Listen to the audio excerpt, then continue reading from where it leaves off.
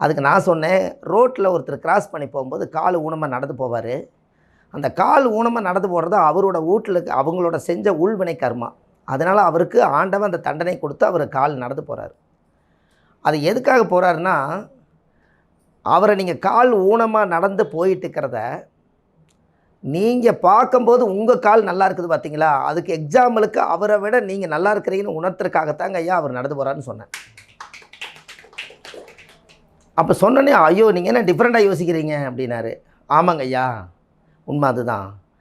அவரோட பூர்வ ஜென்மத்தினுடைய கர்மா அந்த வேலை செய்து அவர் அந்த தண்டனை அனுபவிக்கணுங்கிறதுக்காக ஒரு கால அளவு கடவுள் கொடுத்துருப்பாரு. நீ செஞ்ச பாவத்துக்கு ஒரு பரிகாரமாக நீ சாட்சி இத்தனை ஸ்டெப்பு எடுத்து வச்சு 1 கோடி ஸ்டெப் எடுத்து வைக்கணும், உலகம் பூரா சுற்றி. நீ செஞ்ச பாவத்துக்கு ஊரெல்லாம் சுற்றி வந்து அது ஊனமாக இருக்கிறத காமிக்கிறத உலகத்துக்கு எடுத்துக்காட்டாகவும் உன்னுடைய கர்மாவும் நீ தீர்த்துக்கிற. அதுக்காக காலை ஊனமாக படிச்சுக்கிறாங்க ஐயா, நீங்கள் அவரை பற்றி எதுவும் தப்பாக நினச்சிக்காதீங்க, நம்ம நல்லா இருக்கிறோம் அப்படிங்கிறத சொன்னோன்னே அவருக்கு கொஞ்சம் டிஃப்ரெண்ட்டாக யோசிக்கிறாரு. அதனால் அரிசி பேங்கு ஏதாவது ட்ரஸ்ட்டு வைக்கிறீங்களான்னு கேட்டால், நான் அரிசி பேங்க் ஒன்று ஆரம்பிக்கிறேங்க ஐயா அப்படின்னு. அது என்னங்க ஐயா அரிசி பேங்கு?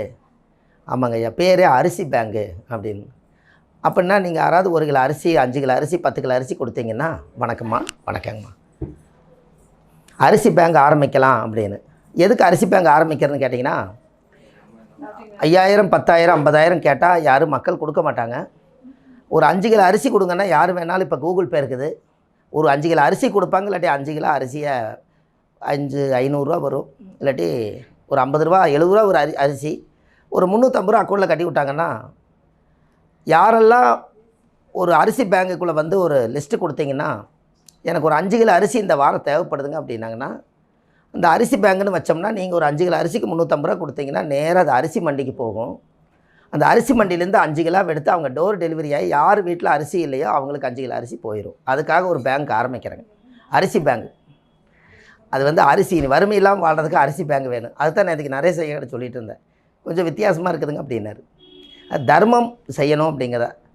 அப்போ தர்மம் தலை காக்குன்னு சொன்னாங்கல்லங்க ஐயா, தலை காக்குன்னா தலையைத்தானே காக்குது, இதுக்குள்ளே தானே மூளை இருக்குது, இதுக்குள்ளே தானே அறிவு இருக்குது, அதனால் தர்மம் தலை காக்கும். இது இல்லைன்னா முண்டை வேலை செய்யாதில்லங்க ஐயா. அதனால் அந்த முன்னோர்களை சொல்லி வச்சாங்க, தர்மத்தை நம்ம செய்வோமே அப்படிங்கிறக்காக அந்த அரிசி பேங்க் சொல்லிச்சு.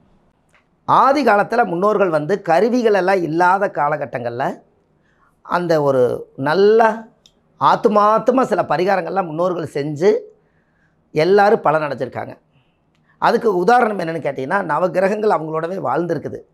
எல்லா வீட்லேயுமே ராகி, சோளம், கம்பு, கேழ்வரகு, மக்காணி சோளம், இந்த மாதிரி 9 நவதானியம் அவங்க வீட்டில் வச்சு ஒவ்வொரு நாளும் ஒவ்வொரு சாப்பாடு சாப்பிட்டு அவங்களே நவகிரகங்களை இயக்கியிருக்காங்க.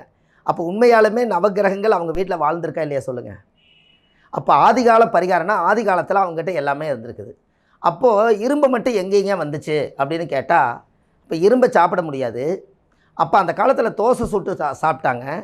அப்போ கல் மழுங்கி போச்சுன்னா இரும்பு சுத்தியில் எடுத்து வச்சு கல் கொத்துவாங்க. அப்போ அங்கே இரும்பு படுது இல்லைங்களா, அந்த இரும்பு பட்டு அதிலிருந்து வரக்கூடிய மாவாட்டி இரும்பு சத்தோடு அவங்க சாப்பிட்ருக்குறாங்க.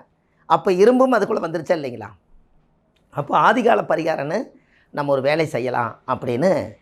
இப்போது ஒருத்தருக்கு யாராவது ஃபைல்ஸ் இருக்குதுன்னு வைங்களேன், இந்த ஃபைல்ஸுக்கு வந்து துத்து இலையை சாப்பிட்டு பார்த்தாங்க, குணமாகலை. டாக்டர்கிட்ட போய் அந்த மூளை ஆப்ரேஷன் பண்ணாங்க, அப்போவும் வலி வருதுங்கிறாங்க. அப்போ கடவுள் தான் இன்றைக்கி காப்பாற்றணும், அவருக்கு ஒவ்வொரு நாளும் வலி ஜாஸ்தியாக இருக்குது. இப்போ இந்த இடத்துல ஜோசியர்கிட்ட வந்து அவங்க கேட்குறாங்க, ஐயா எனக்கு வந்து ஆதி மூளை, உள் மூளை, வெளி மூளைன்னு ஒன்று சொல்லுது, ஆசன வாயுவிலேருந்து எனக்கு வந்து ரொம்ப வலி ஜாஸ்தியாக இருக்குது, என்னால் உட்கார முடியல, நகர்ந்து தான் உட்கார்றேன், இதுக்கு ஏதாவது ஒரு ரெமடியா இல்லைங்களா, நான் சொன்ன பக்கமெல்லாம் வைத்தியம் பார்த்துட்டேன், இதுக்கு ஏதாவது ஒரு பரிகாரம் சொல்லுங்கன்னாங்க. நான் என்ன சொன்னேன்னா, ஒரு சிவ ஆலயத்தில் போய் அபிஷேகம் பண்ணாங்கன்னா, அந்த சாமிக்கு அபிஷேகம் பண்ண அந்த கழிவு போய் அந்த கூம்பு வழியாக வெளியில் வரும் இல்லைங்களா, அந்த தீர்த்தத்தை ஒரு 8 நாளைக்கு வாங்கி குடிச்சிக்கிட்டே இருங்க, அந்த கடவுள் சக்தியால் உங்களுக்கு அந்த ஃபைல்ஸ் குணமாயிருன்னு சொன்னேன். அவர் 4 நாள் தான் குடித்தாருங்க, அந்த வலி நின்றுச்சு. புரிஞ்சுங்களா ஐயா? அது எப்படி எடுத்தோம் சொல்லுங்கள், அது நீங்கள் தெரிஞ்சுக்கணுமல்ல. பரிகாரம் சொல்லிட்டேன், அதுக்கு உதாரணம் தெரியணுமல்ல உங்களுக்கு. அப்போது ஹோமு பரிகாரம், அப்போ வெளியில் கழிவு வருது இல்லைங்களா, அங்கே போய் இந்த சாமியோட பவரெல்லாம் அங்கே டெபாசிட் ஆகி அங்கே வெளியில் வருது, அதை குடிங்க, கடவுள் சக்தியில் நல்லா போயிடும்னு சொன்னோம். ஒரு 4 நாள் குடித்தார், அவருக்கு வலி குறைஞ்சிருச்சு. இது ஏன் அப்படி கேட்டிங்கன்னா, நம்ம உடம்புல இருந்து வெளியில் வரக்கூடிய கழிவு பின்பக்கமாக இருக்குது. அப்போது அவருக்கு வந்து சாமியோட கழிவு பின்பக்கமாக இருக்குது. அங்கே தான் சாமியோட கடவுள் சக்தி இருக்குது. இதை கொண்டு வந்து இவங்களோட உடம்பில் இணைக்கிறோம். அதனால ஃபைல்ஸ் குணமாயிருச்சு. எப்படின்னு பாருங்கள் ஐயா. இப்போ யாரெல்லாம் முன்னோர்களுக்கு திதி கொடுக்குறீங்களோ, அந்த திதி கொடுக்கறதுல நிறைய விசேஷம் இருக்குதுங்க ஐயா. அதை பற்றி நம்ம கொஞ்சம் பேசுவோம். இந்த முன்னோர்களுக்கு நீங்கள் திதி கொடுக்கறதுல ஆற்றுல, குளத்தில், கரையில் இந்த மாதிரி இடத்துக்களை தான் முன்னோர்களுக்கு திதி கொடுப்பாங்க.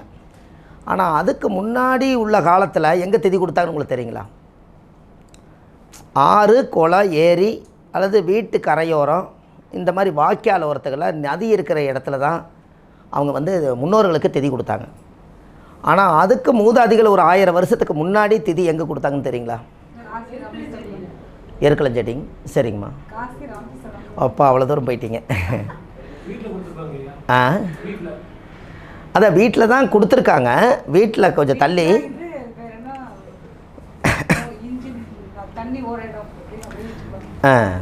தண்ணி போகிற இடம் கொடுத்துருக்காங்க. உண்மையான திதி எங்கே கொடுக்கணும் தெரியுங்களா ஐயா? யாருக்கு வருத்தப்படுற மாதிரி எதுவும் சொல்ல மாட்டேன்.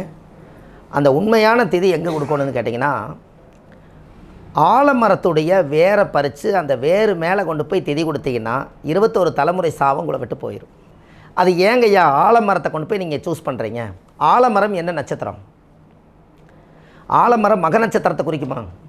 மக நட்சத்திரத்து நேர ஆலமரம் வரும். கரெக்டுங்களா? அப்போது காலச்சக்கரத்துக்கு அது எத்தனாம் பாவங்க? அது மக நட்சத்திர வீடு. Very good. 5ஆம் பாவங்கிறது யாருங்க? முன்னோர்கள், பாரம்பரியம், பூர்வீகம், பாட்டை, இவங்களோட கணக்கெல்லாம் எங்கே வருதுங்க? 5ஆம் பாவம் வருது. அப்போ அந்த 5ஆம் பாவத்தில் என்னென்ன நட்சத்திரம் இருக்குதுங்க? மக நட்சத்திரம் இருக்குது.